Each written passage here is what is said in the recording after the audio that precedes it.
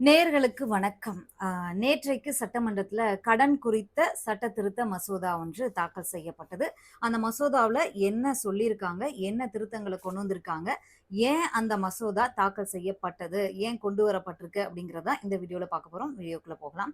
அ கடன் குறித்த சட்ட திருத்த மசோதா நேற்றைக்கு சட்டமன்றத்தில துணை முதலமைச்சர் உதயநிதி ஸ்டாலின் வந்து தாக்கல் பண்ணியிருந்தாரு.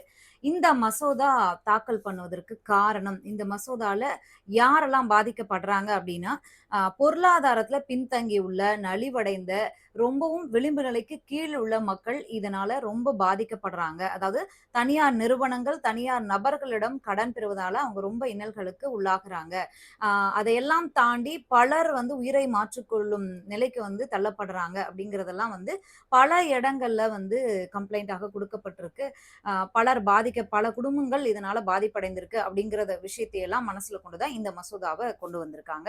சரி, இந்த மசோதாவுல இந்த திருத்த சட்ட மசோதால என்னென்ன திருத்தங்கள பண்ணியிருக்காங்க, என்னென்ன கொண்டு வந்திருக்காங்க அப்படின்னா, அ கடன் கொடுக்கக்கூடிய நிறுவனங்கள், தனியார் நிறுவனங்கள் அல்லது தனி நபர் கடன் பெற்றவர்கள ஃபாலோ பண்ணக்கூடாது, துன்புறுத்தக்கூடாது. அவர் சார்ந்த அவர் குடும்ப உறுப்பினர்கள், நண்பர்கள், இல்ல அவரது பணி செய்யக்கூடிய அலுவலகம், இல்லது அவரு தொழில் சார்ந்த இடங்கள்ல போய் அவர வந்து அவமானப்படுத்துதல், அந்த மாரியான விஷயங்கள்ல ஈடுபடக்கூடாது. அப்படியெல்லாம் ஈடுபட்டு வலுக்கட்டாயமாக அந்த கடனை வசூல் செய்தால், அந்த தனியார் நிறுவனம் அல்லது தனி நபருக்கு 3 வருடம் சிறை தண்டனை. அப்படி இல்ல அப்படின்னா ரூ. 5,00,000 அபராதம். இது 2மே இல்ல, இவருடைய அந்த கடன் கொடுத்த நிறுவனமோ அல்லது அந்த தனிநபரோ இதை விட அதிக அ அ துன்பங்களுக்கு அந்த கடன் பெற்றவர, அவர் சார்ந்தவர்கள உள்ளாக்கினால் 3 வருடம் சிறை தண்டனை பிளஸ் ரூ. 5,00,000 அபராதம் அப்படிங்கிறது இந்த ஒரு மெயின் திருத்தமா இதுல இருக்கு. சரி, இதெல்லாம் தாண்டி இன்னொரு விஷயம் என்ன அப்படின்னா, ஆ கடன் பெற்றவர் அல்லது அவர் சார்ந்த குடும்ப உறுப்பினர்கள் இல்லது அவர் நண்பர்கள் இந்த கடன் குடுத்த நிறுவனத்தால பாதிக்கப்பட்டிருந்தால், ஒரு உச்சபட்சமாக போய் அவர் உயிரை மாய்த்துக் கொள்ளக்கூடிய ஒரு நிலைக்கு தள்ளப்பட்டால், அந்த குற்றத்திற்கு அந்த உயிர் போவதற்கான முதன்மை காரணமாக கடன் கொடுத்த நிறுவனம் இணைக்கப்படும். அவரும் ஒரு குற்றவாளியாக சேர்க்கப்படுவார். அப்படிங்கிறதும் மெயின் திருத்தங்களாக கொண்டு வந்திருக்காங்க. சரி, இந்த திருத்தங்கள கொண்டு வர்றதுக்கு என்ன காரணம் அப்படின்னா, நமக்கே தெரியும்.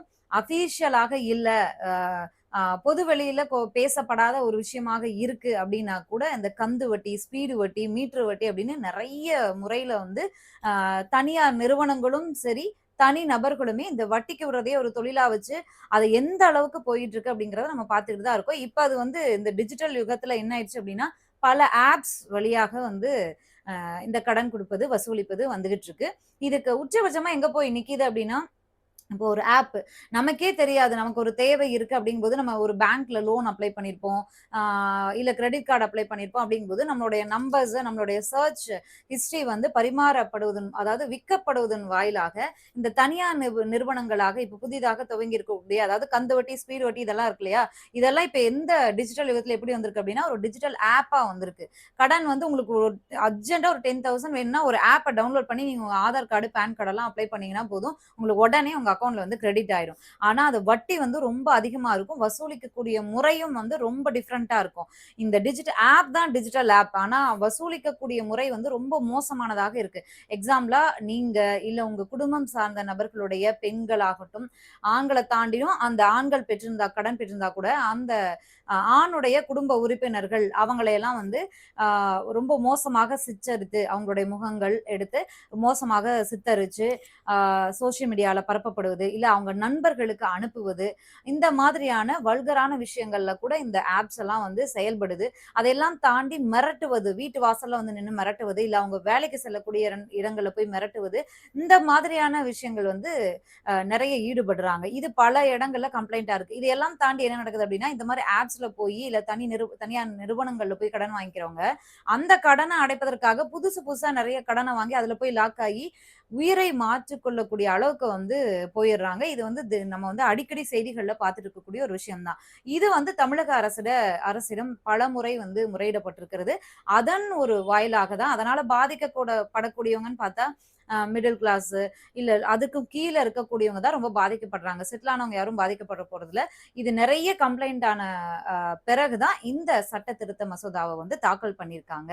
இது வந்து ஒரு மிடில் கிளாஸ்க்கான இல்ல அதுக்கு கீழ இருக்கக்கூடிய ஒரு மக்களுக்காக கொண்டு வரப்பட்ட ஒரு சட்ட திருத்தம் தான். இதற்கு மக்களிடத்திலயும் நெறைய வரவேற்பு இருக்கு. நேற்றிருந்து நெறைய ஊடகங்கள் வந்து மக்கள் கருத்து எடுத்துட்டு இருக்காங்க.